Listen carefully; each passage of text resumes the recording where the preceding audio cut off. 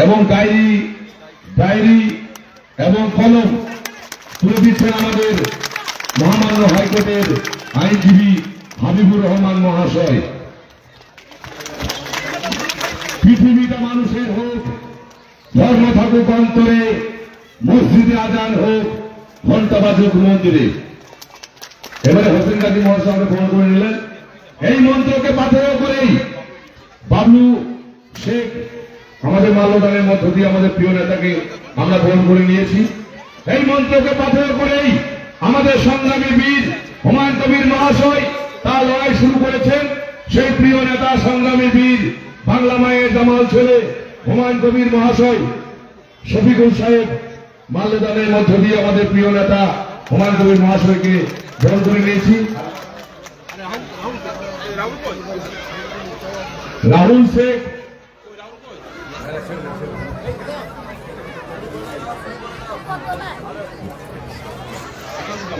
হাসানুজ্জামান মাল্যদানের মধ্য দিয়ে আমাদের প্রিয় নেতা হুমায়ুন কবির মহাশয়কে ফোন করে নিচ্ছেন।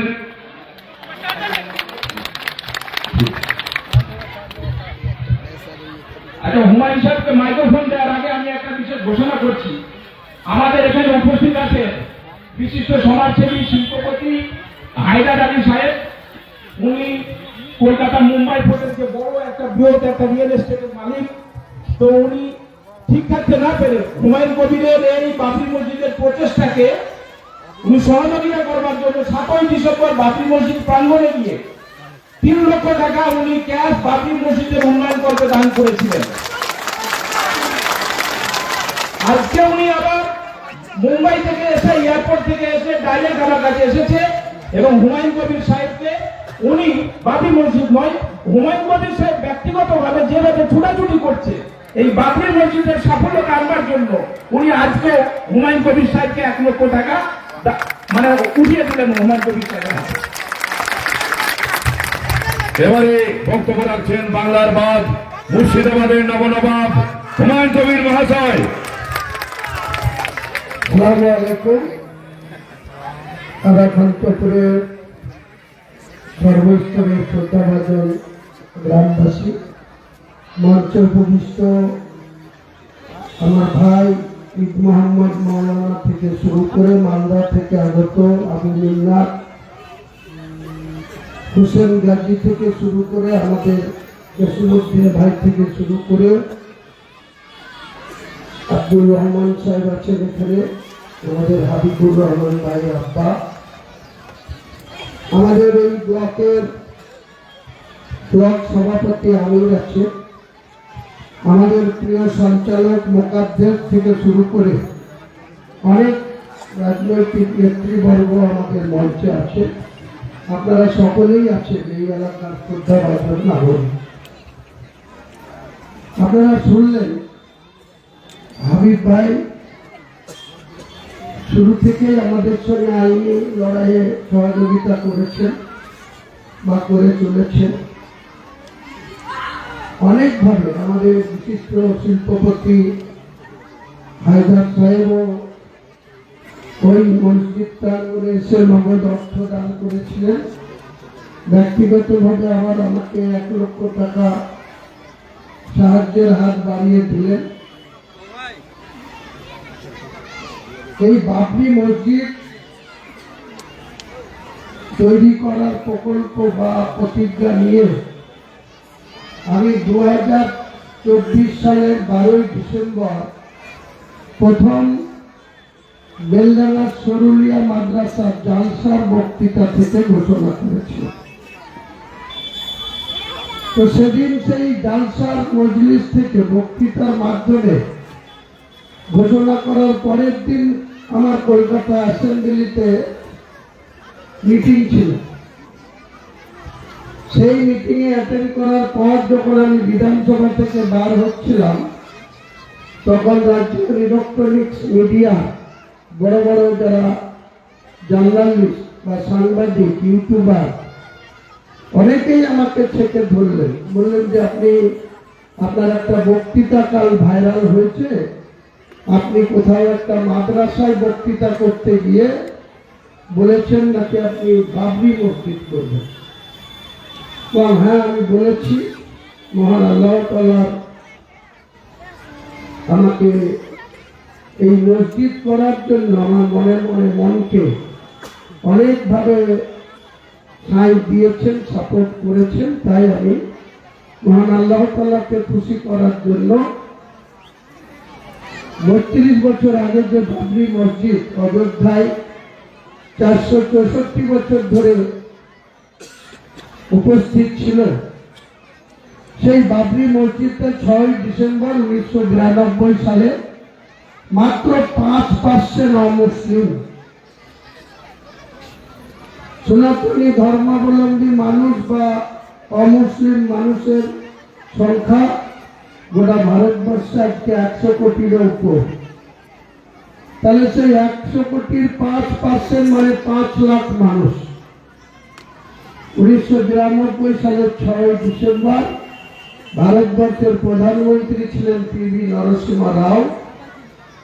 আজকে বাংলার যিনি মুখ্যমন্ত্রী আমাদের মাননীয়া মমতা ব্যানার্জি সেদিন পিভি নরসিংহ রাওয়ের মন্ত্রিসভায় ক্রীড়া দপ্তরের রাষ্ট্রমন্ত্রী ছিলেন, প্রতিমন্ত্রী ছিলেন। আমরা সেদিন লক্ষ্য করেছিলাম 6 ডিসেম্বর 1992 সালে আমরা সেদিন বহরমপুরে ছিলাম। টিভির বার্তায় আমরা দেখেছিলাম যে মাত্র 5 লাখ মানুষ সকাল থেকে ভোরবেলা থেকে ভারতবর্ষের উত্তরপ্রদেশ সহ আশপাশের হরিয়ানা, দিল্লি, মধ্যপ্রদেশ, রাজস্থান বিভিন্ন জায়গা থেকে 5 লক্ষ মানুষ একটা হলো। দুদিন আগে থেকে তারা টার্গেট করে বাবরি মসজিদের প্রাঙ্গণে উপস্থিত হলো। ভারতবর্ষের তৎকালীন ভারত সরকারের যারা নিরাপত্তা দেয়, ভারতবর্ষের সিকিউরিটি দেয় ভারতবর্ষের মানুষকে, সেদিন একটা ঐতিহাসিক শট এই মসজিদকে তারা সিকিউরিটি দিতে পারল না বা দিল না। তারা সেদিনকে সাংবিধানিক শপথ নিয়ে ভারতবর্ষের প্রধানমন্ত্রী, আজ দুনিয়াতে নেই, পিভি নরসিংহ রাও, সেখানে দিনের আলোতে কিভাবে সেই শোধ ধাঁচা বা সেই ইমারত ভেঙে ফেলা হলো।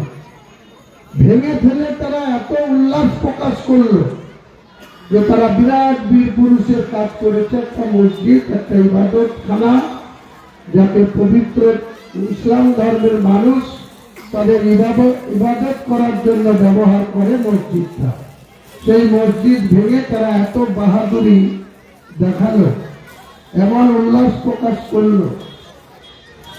আর ভারতবর্ষের আজকে 145 কোটি মানুষের মধ্যে ভারতবর্ষে প্রায় 42 কোটি মুসলমানের বাস। এই পশ্চিম বাংলায় 11.5 কোটি মানুষের মধ্যে প্রায় 4 কোটি 26 লক্ষ মুসলমানের বাস। আমরা নির্বাক হয়ে সেই সিদ্ধান্ত, সেই কার্যকরিতা আমরা দেখলাম। অবশ্য আশপাশের উত্তরপ্রদেশের মুসলিমরা, দিল্লি, হরিয়ানা, রাজস্থানের মুসলিমরা প্রতিবাদ করেছিল। প্রচন্ড law and order problem create হলো। পরে পিভি নরসিংহ রাওয়ের ঘুম ভাঙল।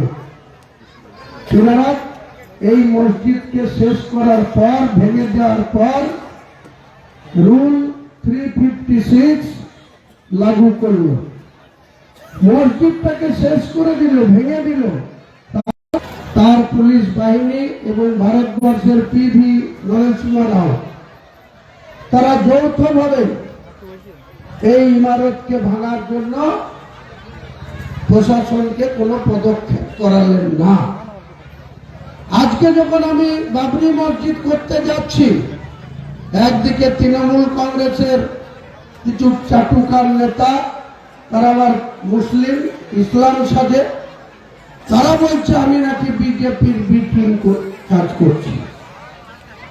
আবার বিজেপি বলছে যে এই বাবরি মসজিদ অযোধ্যায় আমরা হাতুড়ি দিয়ে ভেঙেছি, আবার বাবরি মসজিদ মুর্শিদাবাদে হোক, আমরা আবার হাতুড়ি নিয়ে গিয়ে বাবরি মসজিদ ভাঙব।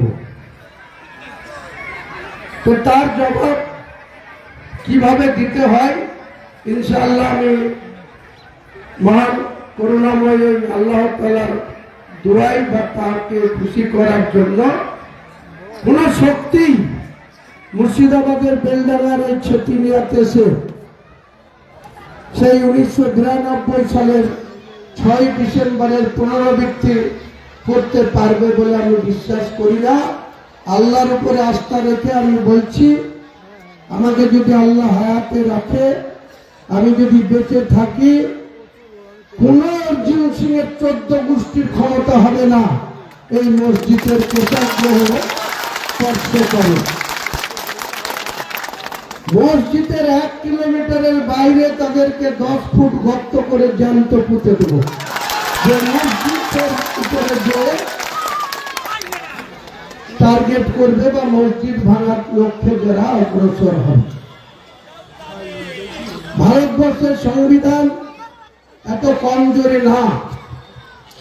ভারতবর্ষের সংবিধানটা যিনি 3 বছর প্রায় 9 মাস ধরে তিনি তৈরি করেছিলেন, তিনি জাতিতে একদম নিম্নবর্গের একজন মানুষ ছিলেন, ডাক্তার B.R. আম্বেদকর। তিনি কিন্তু সব ধর্মাবলম্বী মানুষের জন্য এই সংবিধানটা অনেক পরিশ্রম করে, অনেক জ্ঞান অর্জন করে তিনি করে গেছিলেন। যে বিজেপি আজ গোটা ভারতবর্ষে ক্ষমতা দেখাচ্ছে, 19টা রাজ্য দখল করে চালাচ্ছে, বাংলাকে দখল করার স্বপ্ন দেখছে, এই বিজেপি সেদিন কোন অস্তিত্ব ছিল না। বিজেপি সেদিন সাংগঠনিক শক্তিও সেরকম ছিল না। পরবর্তীকালে অটল বিহারী বাজপেয়ী যে 1998 সালে ধীরে ধীরে 2 জন থেকে বাড়তে বাড়তে কাকে ডেকে নিয়ে এসেছিল, কারা ডেকে নিয়ে এসেছিল? মার্ক্সবাদী কমিউনিস্ট পার্টির মুখ্যমন্ত্রী 23 বছর ধরে ক্ষমতায় ছিল জ্যোতি বসু, তিনি অটল বিহারী বাজপেয়ীকে, বিশ্বনাথ প্রতাপ সিংকে কলকাতায় ডেকে নিয়ে এসে এই বিজেপি দল, সাম্প্রদায়িক দল, তাদেরকে বাংলার মাটিতে সেদিনকে নিয়ে এসেছিল। তারপরে পরেই 98 সালে তৃণমূল কংগ্রেসের জন্ম হল। তৃণমূল কংগ্রেস যেদিন কংগ্রেস ভেঙে মমতা ব্যানার্জি কংগ্রেসকে তরমুজের পার্টি আখ্যা দিল, তরমুজ মানে উপরটা সবুজ হয়, ভেতরটা লাল হয়, তিনি নিজে কংগ্রেসের খেয়ে পড়ে কংগ্রেসের 5 বার 4 বার সাংসদ হয়ে তিনি বললেন কংগ্রেস পার্টিটা সিপিএম এর নাকি পি টিম। সেই পি টিমের দলে না থেকে তিনি 1997 সালের 9 আগস্ট কলকাতার মেয়র রোডে গান্ধী মূর্তির পদদেশে মাত্র 5000 লোক নিয়ে সেদিন এই তৃণমূল কংগ্রেসটার জন্ম দিয়েছিলেন। তাও আর উনি সরাসরি না, উনি চেয়ারম্যান ছিলেন না, সম্পাদক ছিলেন। আজ যে হসপিটালের খাটে শুয়ে কথা বলতে পারে না, বাক্য হারিয়েছে, সে মুকুল রায়রা, কিন্তু উড়ে এসে দূরে বসার মতো এই মমতা ব্যানার্জি তৃণমূল কংগ্রেসের চেয়ারপারসন হয়ে 1 জানুয়ারি 1998 সালে তিনি তৃণমূল কংগ্রেসের জন্ম দিলেন। ইনি কতটা নেত্রী, কতটা মিথ্যাচারী, কতটা স্বার্থনিষ্ঠী মহিলা, কেউ আমার বক্তব্যকে খণ্ডন করতে পারবেন না। যে 1997 সালের 9 আগস্ট কংগ্রেস দলটাকে সিপিএম এর বি টিম আখ্যা দিয়ে কংগ্রেসটাকে ভেঙে নিজের স্বার্থ কায়েম করার জন্য 9 আগস্ট 1997 সাল মেয়র রোডে তৃণমূলের জন্ম দিলেন। 1 জানুয়ারি আনুষ্ঠানিকভাবে তৃণমূলের প্রতিষ্ঠা দিবস পালন করে আজও। তারা ঠিক 2.5 বছর যেতে না যেতে আবার সেই কংগ্রেসের সঙ্গে হাত মিলালেন 2001 সালের বিধানসভা নির্বাচনে।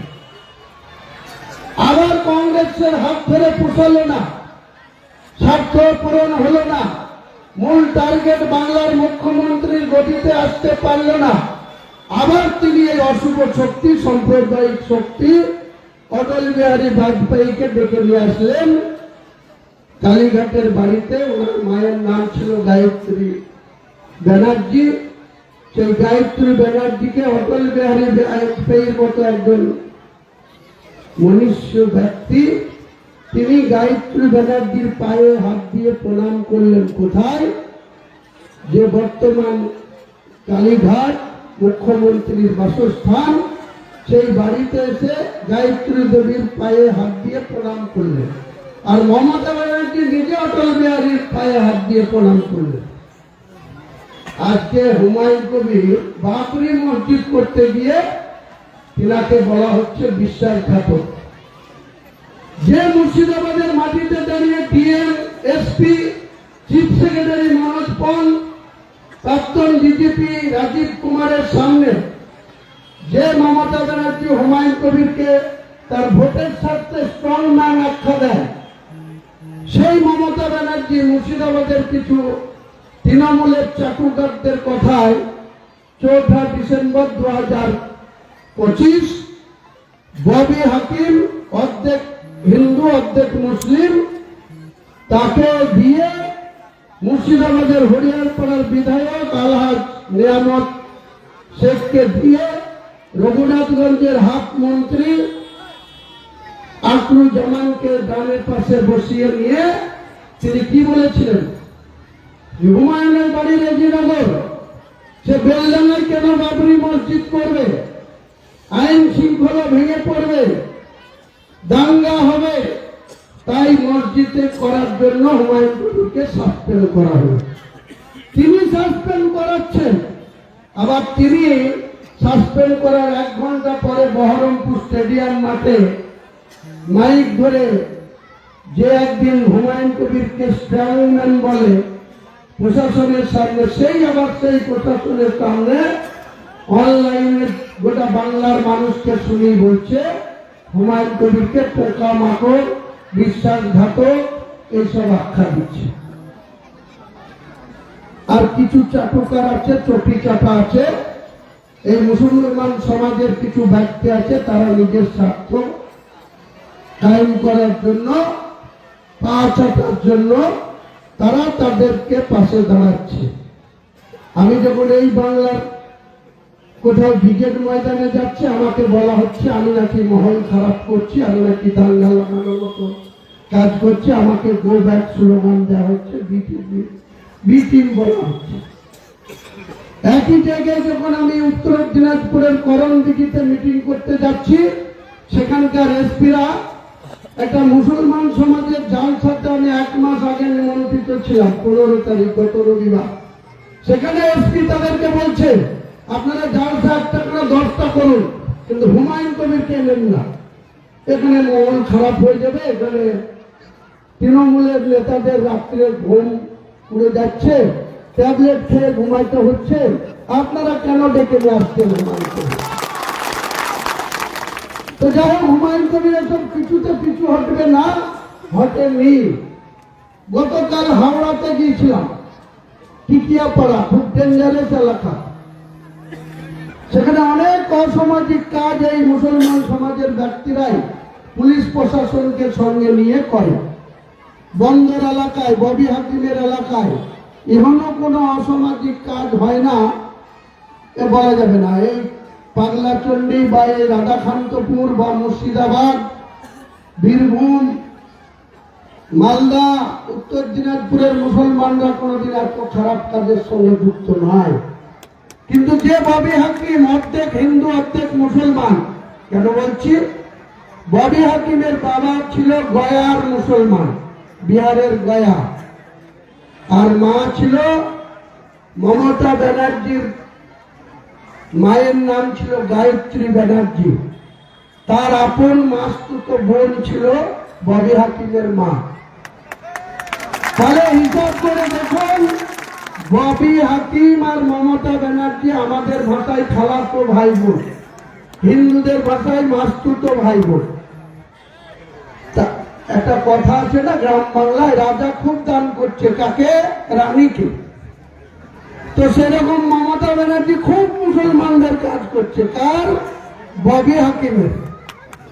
ববি হাকিমকে এই যে আমাদের ওয়াকফ সম্পত্তি, কলকাতায় 5.5 বিঘি জায়গা, যার কয়েক কোটি টাকা মূল্য, সেই জায়গাতে ববি হাকিমের বইয়ের নামে বিরাট মার্বেল টাইলসের দোকান চালাচ্ছে। তার জায়গায় গরিব মানুষের ওয়াকফ সম্পত্তির জায়গা। তিনি হচ্ছেন মুসলমানদের মাসিয়া। আর একজন আছে, আমাদের নবী সাহেবের সুন্নত রেখেছে, মাথায় সবসময় টুপি খুলেন না। তিনি একসময় সিপিএম এর টাইমেও দেখেছিলাম, আমাদের ওখানে গঙ্গা পার হয়ে কাঠখালি বলে একটা জায়গাতে আজ থেকে 30 বছর আগে এই সিদ্দিকুল্লাহ চৌধুরী জালসা করতে এসেছিল। তো সেই জালসায় দেখছি সিপিএম এর 3 জন পুলিশকে নিয়ে এসছে সিকিউরিটি। তা আমি সিদ্দিকুল্লাহ চৌধুরীকে সেদিন বলেছিলাম দাসে যে আপনি ইমাম মানুষ, ভালো বক্তা, রাজ্যের জমিয়ত উলামার রাজ্য সভাপতি, তা আপনাকে আবার পুলিশের সিকিউরিটি কেন? আপনার কি আল্লাহর উপরে ভরসা নেই? আপনি ইমাম মানুষ, আপনি এত জমিয়ত উলামার রাজ্য সভাপতি, আপনার গায়ে কে হাত দেবে? তো বলছে ওটা আমাকে রাখতে হয়, না হলে কিছু চ্যাংড়া ছেলে পিলে আছে তারা আমার পিছনে লাগে। তো চ্যাংড়া ছেলে পিলেকে রুখতে গিয়ে তিনার নিজের ক্ষমতা না, তিনি বামফ্রন্ট সরকারের পুলিশ নিয়ে তিনি জালসা করে গেছেন।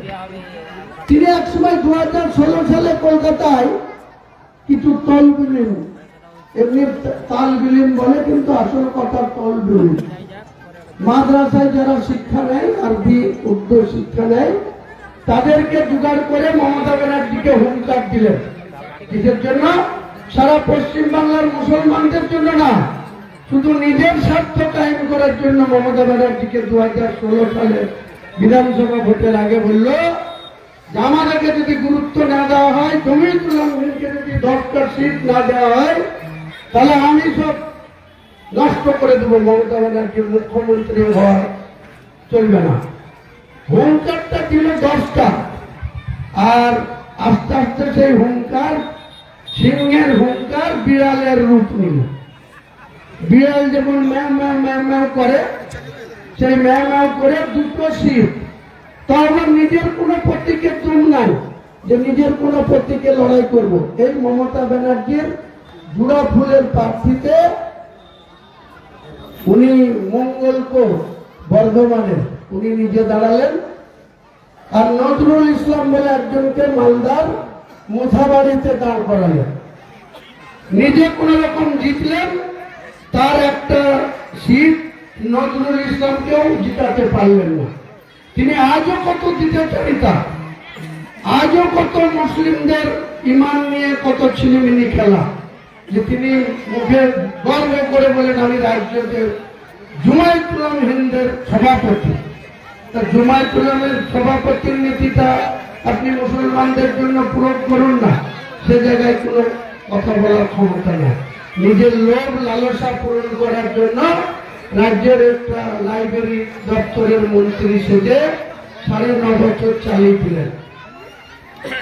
2 বছর আগে থেকে ইন্টারভিউ প্রসেস করে 738টা ভ্যাকান্সি লাইব্রেরি দপ্তরের নিয়োগের পরীক্ষা হলো। উনি দপ্তরের মন্ত্রী, উনি ডিএমদেরকে নির্দেশ দিবেন, উনি ডিএমদেরকে বলবেন কারা কারা পরীক্ষায় গার্ড দিবে, সেটা উনি তো অবজারভেশন করবেন, উনি তো তদারকি করবেন। তা না করে কি করলো, প্রত্যেকটা জেলার ডিএমরা পরীক্ষার যে সেন্টার, যেমন ধরেন আমাদের বাড়ির ছেলে মেয়েরা প্রথমে মাধ্যমিক পরীক্ষায় বসে, তাদের মনে হয় অনেক কঠিন পরীক্ষায় বসছে, তারপরে উচ্চ মাধ্যমিক পরীক্ষায় বসে, তাও মনে হয় আরো একটু কঠিন পরীক্ষায় বসছে, তেমনি ইন্টারভিউর পরীক্ষায় গিয়ে দাঁড়িওয়ালা সিদ্দিকুল্লাহ চৌধুরী মন্ত্রী আর 738টা ভ্যাকান্সির ইন্টারভিউ, প্রায় 47-48 হাজার লোকের সাথে টাকা নিয়ে ফর্ম ফিল আপ করে ইন্টারভিউ দিচ্ছে। সেই ইন্টারভিউ পদে যাদেরকে গার্ড দিয়াচ্ছে তাদের 98% হচ্ছে হিন্দু অফিসার। তারা সেই গার্ড দিতে গিয়ে যারা হিন্দু ছেলে তাদের সেখানে বলে দিচ্ছে যাতে 70 নাম্বার পায়। আর মুসলিম ছেলে যে কটা আছে তাদের কাছে তো লিস্ট আছে যে কটা কোন বেঞ্চিতে কত নম্বর সিটে মুসলিম আছে, তাদের ঘাড় সোজা করতে দিচ্ছে না সেই গার্ডরা। একটু ঘাড় সোজা না করে সোজা হয়ে পরীক্ষা দেয়। পরীক্ষার রেজাল্ট হলো, আমি ডিএম এখন যে ওই কলকাতার হিডকোর এমডি হয়েছে রাজশ্রী মিত্র, তাকে আমি বলেছিলাম যে আপনি কাগজে দিয়ে গার্ড দিয়ালেন, সেই গার্ডরা হিন্দু ছেলেদেরকে লিখে দিল 75 যাতে পায়, বলে বলে দিল, আর মুসলমানদের একটু ঘাড় ঘুরাতে দিল না। আমি এই সিদ্ধকুল্লাহ চৌধুরীকে বলেছিলাম লজ্জা করেন আপনার? মাত্র 738-এর মধ্যে 720টা হিন্দু ছেলেরা চাকরি পেল, মেয়েরা। আর এই 37% মুসলমানের যে ক্যাবিনেট দপ্তর তার মন্ত্রী সিদ্দিকুল্লাহ, তারা মাত্র 18টা মুসলিম চাকরি পেল। এত কড়া টাইট মানে গার্ড, তারা যেন কোন রকম অ্যাডভান্টেজ না পায়। এই তো মমতা ব্যানার্জির তেজপাতা মন্ত্রী সিদ্দিকুল্লাহ চৌধুরী, ববি হাকিম, গোলাম রব্বানী, আকরুজ্জামান, সাবিনা ইয়াসমিন, তজমুল হক, এরা মন্ত্রী। তেজপাতা আপনাদের বাড়িতে যারা আমাদের মা বোনরা তরকারিতে দেয়, তরকারিটা একটু টেস্টি করার জন্য, সেন্ড করার জন্য। যখন বাটিতে তরকারি খুলে দেয়, তেজপাতা যদি পরে আমরা কেউ খাই ভাই, খাই না। তেজপাতাটা তুলে আগে ফেলে দিই, তারপরে তো তরকারি আর ভাত যাই খাই খায়। তা মমতা ব্যানার্জি মুসলমানদেরকে তেজপাতা করে রেখে দিয়েছে। এই মুসলমানরা যদি আগামী দিনে শুধু আবেগ দিয়ে আর হুমায়ুন কবিরকে সম্বোধনা দিলে হবে না ভাই। হুমায়ুন কবিরের পাশে বলিষ্ঠভাবে দাঁড়াতে হবে। আর ইমানদার মুসলমানকে আমার একটাই বলার, আপনারা কোন ইমানকে দুর্বল করবেন না। মুসলিম সমাজের মানুষ আপনারা মুনাফিকের খাতায় নাম লিখাবেন না। আপনারা ভোট যেদিন আসবে, ইলেকশন কমিশন এখনো ভোটের সূচি ডিক্লেয়ার করেনি।